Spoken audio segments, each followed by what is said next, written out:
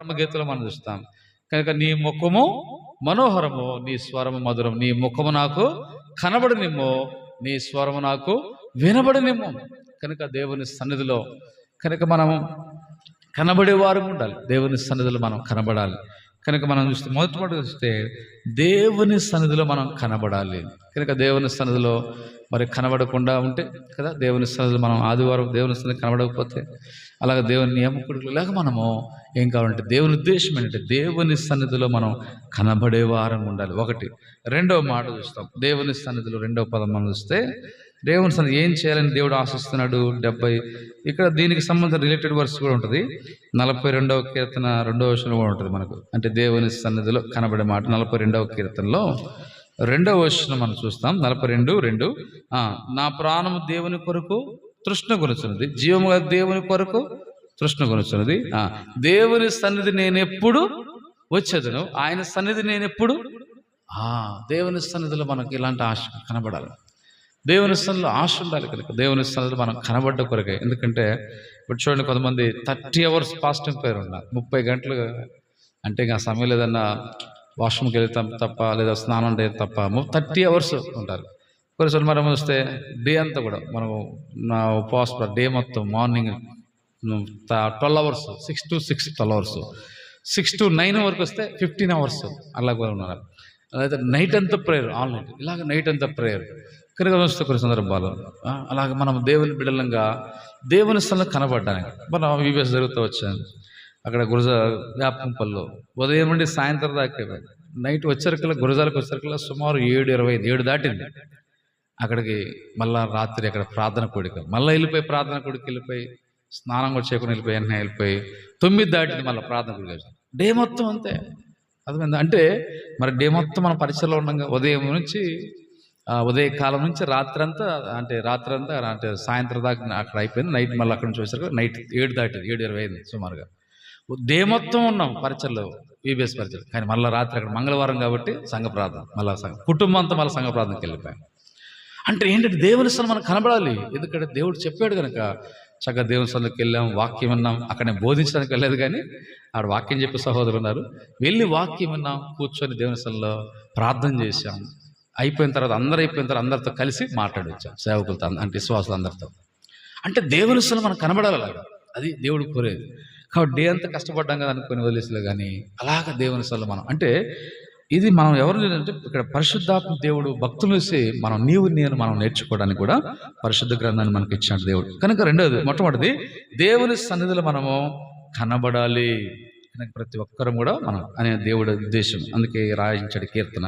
రెండో మాట చూద్దామంటే, రెండవదిగా దేవుని సన్నిధిలో ఏం కావాలి. 76వ కీర్తన చూద్దామండి. ఇప్పుడు 76వ కీర్తన 7వ వచనం, 76వ అధ్యాయం 7వ వచనం, 76వ కీర్తన 7వ వచనం. నీవే భయంకరుడు, నీ సన్నిధి నిలవగలవాడేవుడు. అంటే కోప్పడితే దేవుని సన్నిధి నిలవ. అయితే ఇక్కడ వాస్తవానికి ఏం కావాలని దేవుని సన్నిధిలో ఇంకో మాట చూద్దాం. చూడండి, దీనికి సంబంధించిన పదమే 41వ కీర్తన 12వ వచనం. రండి, 41వ అధ్యాయం కీర్తన 41వ కీర్తన 12వ వచనం.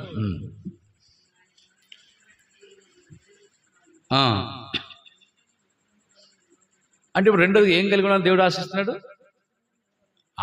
ఆయన సన్నిధిలో నిలబెడతాడంట దేవుడు. నీ సన్నిధిలో నిలబడాలి కదా, నిలబడాలి. మొట్టమొదటి దేవుని సన్నిధిలో ఏం కావాలంట, కనబడాలి. దేవుని సన్నిధిలో మనం కనబడాలి. అందుకు కనబడుతున్నావా? ప్రతి ఆదివారం కనబడతాం, అలాగని మనం ప్రతి నియామకుడికి కనబడతాం. ఇలాగా దేవుని సన్నిధిలో కనబడాలి. రెండవది దేవుని సన్నిధిలో నిలబడాలి కదా. దేవుని సన్నిధిలో నిలబడటం కూడా అవసరమే. కనబడటంతో పాటు రెండోది నిలబెడతాడు దేవుడు. నిలబడాలి. ఎందుకంటే నిలబడాలి. దేవుని సన్నిధిలో నిలబడకపోతే కదా, ఎక్కడి నుంచి వచ్చినావు అని అపాదం అడిగాడు కదా దేవుడు అడిగాడు కదా. అక్కడ హెవెన్ పరలోకంలో కాన్ఫరెన్స్, హెవెన్లో కాన్ఫరెన్స్. అది ఆ మీటింగ్లో దేవుడు దేవదూతలందరూ కూడుకున్న మీటింగ్లో సాతానుకు వచ్చాడు. అప్పుడు ప్రభు అడిగినాడు, యోబు గ్రంథం 1 సాతాను నువ్వు ఎక్కడి నుండి వచ్చినట్టు. భూమి మీద ఇటు అటు అంటే సాతానికి ఏముండదంట, నిలకలేదు. అందుకే లోకంలో సామెత వాడతారు, ఏం కావాలంటే కాలు గాలిన పిల్లి కదా. కాలు గాలిన పిల్లి అంటే కాలు గాలిన పిల్లి ఒకసారి నిలకడగా ఉంటుందక్క, ఉండలేదు. అటు ఇటు తిరుగుతూ ఉంటుంది. అంటే నిలకడ ఉండదు, నిలిచి ఉండలేదు కదా. అయితే మనము దేవుని సన్నిధిలో నిలబడటం ఎంతో ధన్యత. అందుకదా నా సన్నిధిని నిలుచు భాగ్యము నీకెత్తును. ఎంత భాగ్యం! ఆయన సన్నిధిలో మనం నిలిచే భాగ్యం, ఆయన వాక్యం మీద కదా నిలిచే కొన్ని సంగతులు ఇప్పుడు మనం ప్రార్థనకి వెళ్దాం. రెండవది, దేవుని స్థలం, ప్రభా నేను నిలబడాలి, ప్రతి ఆదివారం ఇలాగ ప్రార్థన కూడా నిలబడాలి నీ సన్నిధిలో అని దేవుడు నువ్వు నిలబెడతావయ్యా అంటే దేవుడు ఏం కోరుతున్నాడు అంటే ఆయన సన్నిధిలో నిలవాలి. మూడో మాట చూద్దాం.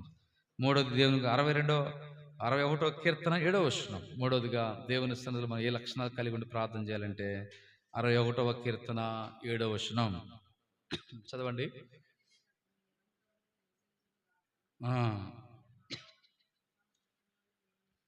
రైట్. 61వ అధ్యాయం 7వ వచనం మొదట్లోనే నీ దేవుని సన్నిధిని అతడు నిరంతరము చాలు. అంటే ఇప్పుడు మూడోది ఏం కావాలంట?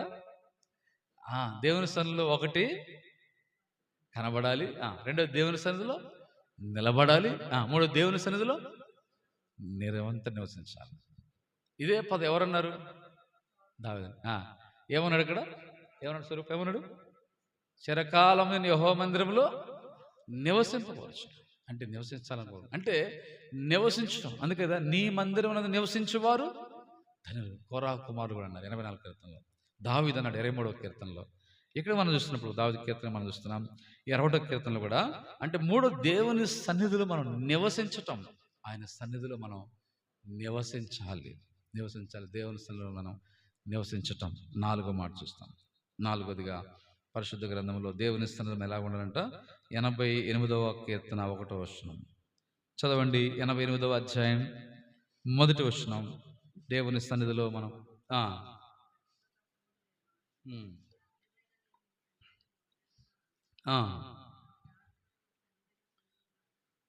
ఇక్కడ మనం 4వ చూస్తే ఏంటంట?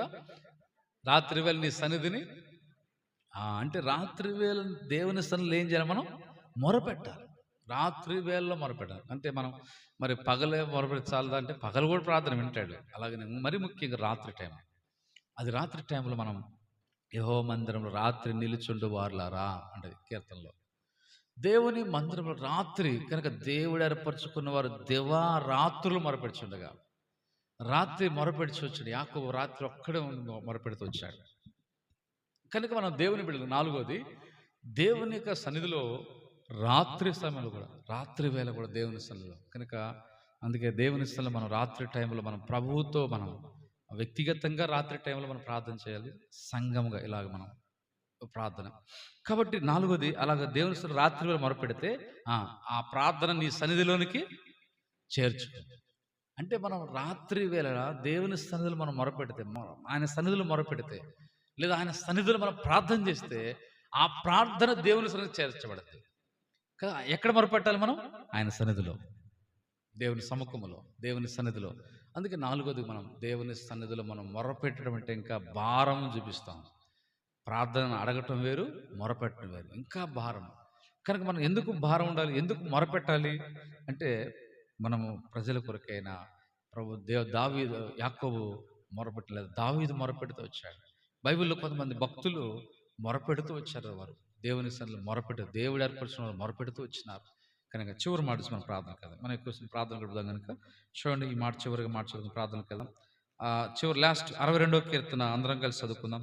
8వ వచనం లాస్ట్ 62వ కీర్తన 8వ వచనం అందరం కలిసి మనం చదువుదాం.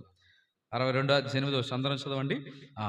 జనులారా ఎల్లప్పుడూ ఆయన యందు నమ్మిక ఉంచుడి, ఆయన సన్నిధిని మీ హృదయములో కుమ్మరించుడి, దేవుడు మనకు ఆశ్రయం. సెలా.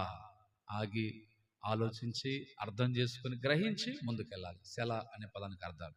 ఇక్కడ మనము 8వ వచనం చూస్తే దేవుని సన్నిధి ఏం చేయాలంట? 5వదిగా ఆయన సన్నిధిని ఎలా కుమ్మరించాలంటే నమ్మిక ఉంచాలి, భారంతో. అన్న ఏం చేస్తుంటే యెహోవా సన్నిధికి వెళ్ళి తన హృదయం కుమ్మరించాలి. ఇలాపు వాక్య 2వ అధ్యాయం 19 ఉంది కదా, ఏమన్నది ఇక్కడ? మొదటి జాము లేచి నీళ్లు కుమ్మరించినట్లుగా మీ హృదయంలో ఆయన సన్నిధిలో కుమ్మరించాలి. పసిపిల్లల కొరకు మీ వారి ప్రాణం కొరకు మీ చేతులను ఆయన తట్టు చాచాలి. ఇక్కడ అన్న కూడా తన హృదయాన్ని కుమ్మరిస్తూ వచ్చింది. కనుక అలాగ దేవుని బిడ్డలను ఇక్కడ ఈ 62వ కీర్తన మనం చూసినప్పుడు ఆయన సన్నిధిలో మనం హృదయాన్ని కుమ్మరించడం ఏంటంటే, చూడండి కుమ్మరించడం ఎట్లా ఉందంటే నీళ్లు కొంచెంగా పోయడం వేరు, ఒకేసారి నీళ్లు కుమ్మరించడం వేరు. అంటే ట్యాప్ నీళ్ళు వస్తాయి, సన్నగా వస్తుంది నీళ్ళు మనం ఒక ఒక పాత్ర పోసినప్పుడు చిన్నగా పోయొచ్చు, ఒకేసారి బోర్ల పోసినట్టుగా. అంటే ఇంక బోర్ల పోసినప్పుడు కుమ్మరిస్తే ఇంకా ఏముండవు ఆ పాత్రలో. అంటే మన హృదయంలో అంతా కూడా దేవుని సన్నిధిలో కుమ్మరించాలి. హృదయం మనం ఏం దాచిపెట్టుకోకూడదు. మనం ఏ సమస్య అవుతుందో, ఏ బాధ అయిందో, అక్కరుందో కదా. అన్న హృదయాన్ని కుమ్మరించుకుంటా ఉంటే ఆమె తేలికైపోయింది హృదయం కదా. హృదయం తేలిక. నువ్వు ఇశ్రాయేలు దేవునితో నువ్వు చేసుకున్న మన దేవుడు నీకు దయచేసినట్టు అక్కడి నుంచి దుఃఖాన్ని మాని వెళ్ళింది, సంతోషంగా వెళ్ళింది. వచ్చేటప్పుడు దుఃఖంగా వచ్చింది, వెళ్ళేటప్పుడు దుఃఖాన్ని మాని సంతోషంగా వెళ్ళింది. అలాగ దేవుడు అంటే హృదయాన్ని కుమ్మరించినప్పుడు ఏమందంటే దైవ భక్త్ సింగర్ అనేవారు, ఆ హృదయాన్ని కుమ్మరించినప్పుడు ఆ తర్వాత ప్రార్థన చేసిన తర్వాత హృదయంలో నెమ్మదిని మనశ్శాంతి అనిపించి అక్కడున్న భారం అంతా తొలగిపెట్టి ఉండేదండి ప్రార్థన చేసిన తర్వాత. కనుక మన హృదయాన్ని మన హృదయంలోనే ఉంచుకోకూడదు భారాన్ని, మన మీద. కానీ ఆ హృదయం మనం దేవుని సన్నిధిలో మనం ఆయన మీద మనం భారం మోపడం, ఆయన స్థలం మొరపెట్టడం. కాబట్టి నశించిపోతున్న ఆత్మ కొరకు, సంఘం కొరకు, మన వ్యక్తిగత ఆత్మీయ జీవితం కొరకు, కుటుంబం కొరకు, సార్వత్రిక సంఘం కొరకు, ప్రజల కొరకు మనం ఏం చేయాలంటే మన హృదయాన్ని రాత్రి దేవుని స్థలం మనం కుమ్మరించాలి. హృదయ పూర్తిగా మనం భారముతో కుమ్మరించాలి. అలా ప్రభు మన సహాయం చేయను గాక. ప్రభుని స్తుతిస్తాం. మొదటిగా రెండవది వాక్య వెలుగులో 5 విషయాలు. ఒకటి, మొట్టమొదటి ఏం చేయాలంటే దేవుని సన్నిధిలో కనబడాలి. రెండోది దేవుని సన్నిధిలో నిలబడాలి. మూడోది దేవుని సన్నిధిలో నివసించాలి నిరంతరము. నాలుగోది ఆయన సన్నిధిలో మొరపెట్టాలి. ఐదోది ఆయన సన్నిధిలో కుమ్మరించాలి. ఇలాంటి అనుభవాలు ఆయన సన్నిధిలో మనం చేయవలసిన పనులు. అలాగా అప్పుడు మన ప్రార్థన ఆయన సన్నిధిలో మనం ప్రార్థించినప్పుడు ఆ ప్రార్థన దేవుని సన్నిధికి చేరి ప్రతిఫలాన్ని పొందుకుంటాం. అలాగా ఆ వాక్య పిల్లలు అలాంటి అనుభవాలు ప్రభా, ఈ అనుభవాలు నేను ఉండాలి, అలాగే నేను నిలబడాలి, కనబడాలి, మొరపెట్టాలి, కుమ్మరించాలి ప్రభా, నీసలు నివసించాలి ప్రభా అని వాక్యానుసారం ప్రార్థన చేద్దాం. అలాగే అంశాల కొరకే మరి సర్వలోకంలో ఉన్న మనుషులందరూ రక్షణ పొందని భయంకరమైన పరిస్థితులు, మన యుద్ధాలు, కరువులు, తెగుళ్ళు, లోకములో పాపం పెరిగిపోతా ఉంది. సంఘాల్లో కూడా అలాంటి పరిస్థితి వచ్చేసింది, భయంకరమైన పరిస్థితులు వచ్చేస్తున్నాయి. లౌదిక సంఘం అలాగుంది, ప్రపంచంలో సంఘాలు అలాగైపోయినాయి. లౌదిక సంఘం బైబిల్ దేవుడు చెప్పాడు, లౌదిక సంఘం అలాగ ఉంటాయి సంఘాలు, అలాంటి సంఘాలుగా అయిపోతున్నాయి. అయితే ఎంతో కొద్ది శేషం ఉంటుంది, ఆ శేషము అదే శేషమే కాదు, సంఘం అంతా కూడా దైవికంగా ఉండాలని ఆశిస్తున్నాడు దేవుడు. సంఘం కొరకు ప్రాణం పెట్టాడు, రక్తమే కార్చాడు. కనుక సార్వత్రిక సంఘం అంతా క్షేమం కొరకు మనం ప్రార్థన, హెబ్రోను పరిచర్య, వాక్యాన్ని, సంఘ సహవాసం కొరకు ప్రార్థన చేద్దామండి.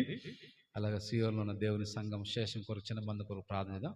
అలాగే విజయవాడలో నూతన సంఘం శేషం కొరకు ప్రార్థించండి.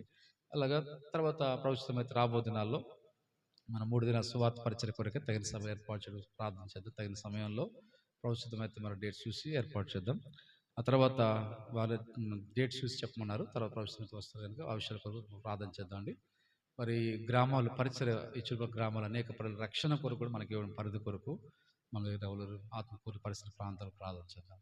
సంఘంలో ప్రతి బిడ్డ కుటుంబాలు ఆత్మీయంగా బలపడినట్లు ఇంకా దేవుని ఎదగాలి, ఆత్మీయంగా ఫలించాలి, ప్రార్థనలో ఎదగాలి, దేవుని కార్యాలు ఇంకా బలపడాలి, దేవుడు ఆశించే స్థాయిలోకి మనం ఎదగాలి, దేవుడు కోరుకునే స్థాయిలో. అలాగా సంఘం ఆత్మీయంగా బలపడి ఆత్మీయంగా ప్రార్థనా పరులు ఏమన్నప్పుడు ఇంకా సువార్తకులు, ఆత్మీయ తలాంతులు గలవారు, ఉపదేశకులు, పరిచారకులు అనగా ఆత్మీయ తలాంతులు దేవుని పని కొరకు ఇంకా సంఘంలో లేవనెత్తబడాలి.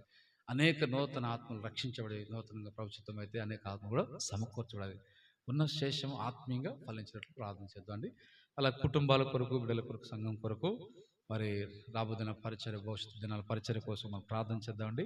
ఆ స్థల హింసలు గుండా శ్రమలు, ఎంతోమంది భయంకరమైన ప్రభుత్వాలు దాడి చేస్తున్నాయి, మరిగా సంస్థలు దాడి చేస్తున్నాయి, కొట్టబడుతూ చాలా తరంబడి హింసించబడుతున్నారు. ప్రతి దినం జరుగుతుంది మన దేశంలో, అనేక రాష్ట్రాల్లో, ప్రపంచంలో కూడా ఆయా ప్రాంతాలు. ఇశ్రాయేల్ రక్షణ, యెరూషలేము క్షేమం కొరకు ప్రార్థన చేద్దామండి. అలాగే మన దేశ క్షేమం కొరకు కూడా ప్రార్థన చేద్దామండి. ఇంకా అనారోగ్యం ఉన్న దేవుడు స్వస్థపరిచినట్లు కూడా, అలాగే దీనమ్మ కొరకు, కుటుంబం కొరకు, మరి ఒక్కళ్ళే రక్షించబడ్డారు.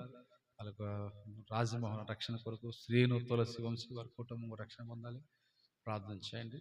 అలాగా సంఘంలో కొంత అనారోగ్య బలహీన వారి కోసం ప్రార్థన చేద్దాం. అలాగే మరి రత్నకుమారకు కూడా బలపరిచి ఆత్మీయంగా ప్రస్తుతం అయితే మరి స్టోన్స్ కొంత ఆపరేషన్ చేయాలని చెప్పారు కనుక ప్రస్తుతం అయితే వచ్చే వారం సోమవారం మంగళవారం వెళ్దాం. అట్లా దేవుడు సర్జరీలు కూడా మంచిగా దేవుడు డాక్టర్ జ్ఞానం ఇచ్చి దేవుడు సహాయించినట్లు, ఆరోగ్య విషయాలు కూడా దేవుడు సహాయించినట్లు, కుటుంబం కొరకు కూడా మరి కమల మెరిసే భవిష్యత్తు కొరకు కూడా ప్రార్థన చేద్దాం.